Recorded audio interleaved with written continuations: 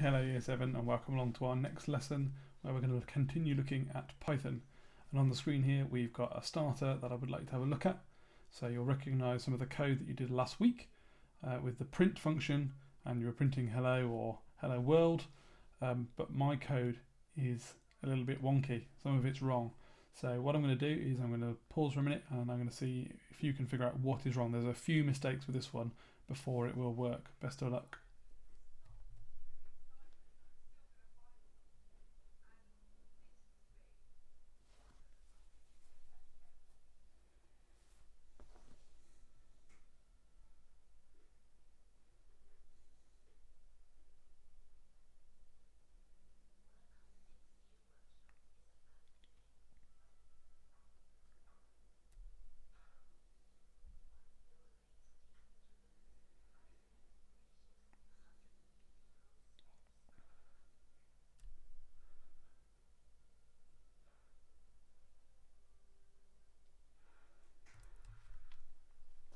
Okay, so hopefully you've had a chance to look at those. So what you're doing there is actually called debugging, where you're looking for the bugs in the code and you're trying to get rid of them. So let's see if you spotted all of the mistakes in this code.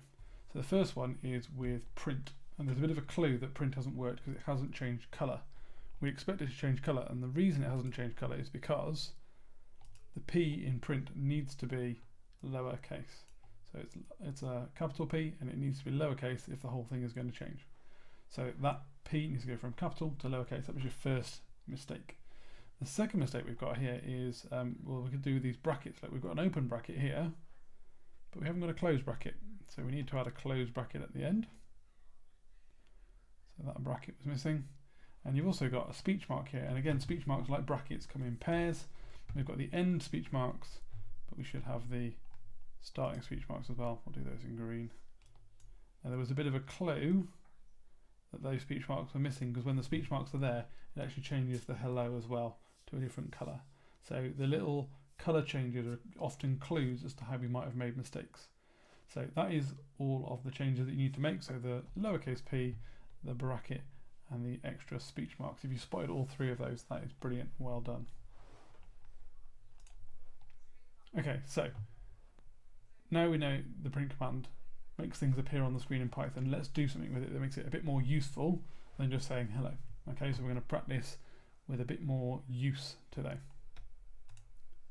So we're going to write in Python the story of the three little pigs. Now if I'm honest, Python isn't really designed for writing stories, but this is a really good way to practice using the print command, and particularly using it with long strings, with long bits of writing. So we're going to write the story of the three little pigs. Now normally this is the part of the lesson where somebody goes, I don't know the story of the three little pigs, but just in case you don't, and I'm sure you do, we're going to watch a version of it now. Okay, so I'm going to disappear and we're going to watch the three little pigs. If you know the story and you don't need the refresher, you can skip through this bit. Otherwise, watch it and just refresh yourself. The Three Little Pigs. Once upon a time, there were three little pigs, and the time came for them to seek their fortunes and build their houses. The first little pig built himself a house of straw. The middle brother decided to build a house of sticks.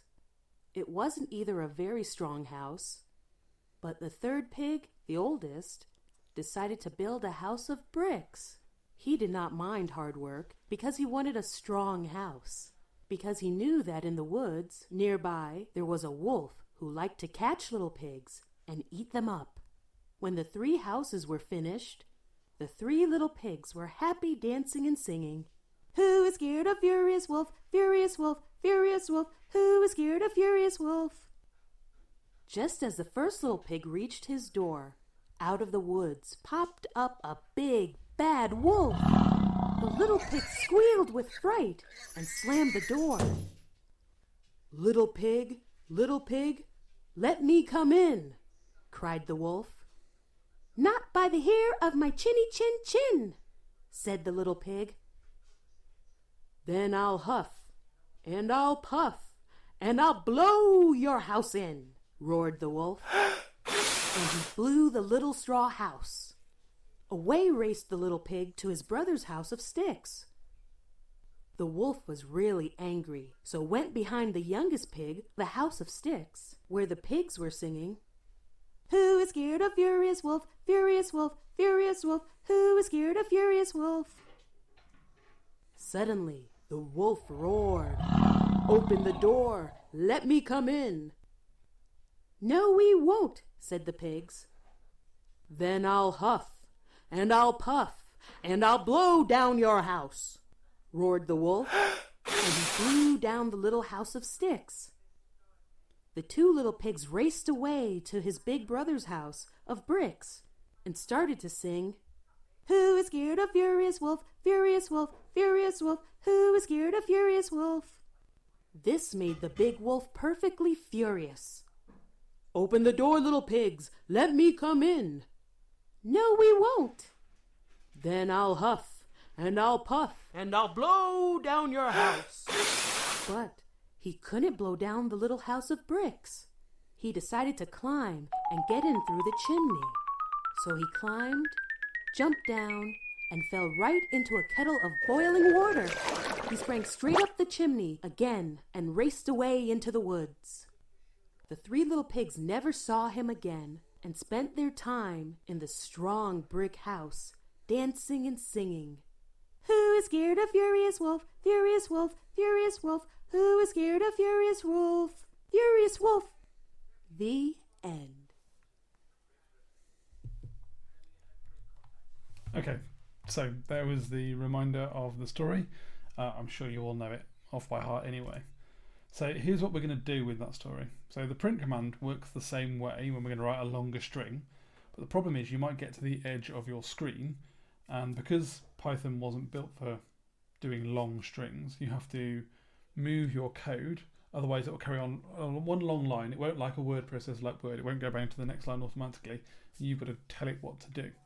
So you've got print like normal, you've got brackets like normal, you've got speech like normal. And if you start writing your story, eventually you'll get up to the edge of the screen, it will go off your screen, it becomes very hard to manage your code. So what we're going to do is this: when we get to the edge of our screen, we're going to close our speech marks, but we're not going to close our bracket. We're going to put a plus, we're going to go down a line, and we're going to add some new speech marks to carry on. Then when we get to the end of our sentence or the end of our paragraph, we can close the brackets, close the speech marks. Okay, so it's this bit we're adding in really, is at the end of the line, new speech marks, plus, and then on the next line, new speech marks again. Okay, so here's what it looks like in practice. So I've got my first line here, the three little pigs, once upon a time there was a mother pig who, end of the line, so I've run out of room, speech marks, plus, new line, speech marks, have three little pigs. Now it's the end of my paragraph, so it's speech marks, close brackets. So at the beginning and the end of the paragraph, we have your open brackets and your close brackets. This here, I've got a print bracket bracket. That is so I've got a space, so I've got a line space. And then I start my next line. So here you can see what that looks like when I run it. I've got my top line here, then I've got my space, then I've got my second line here. So this code turns into this.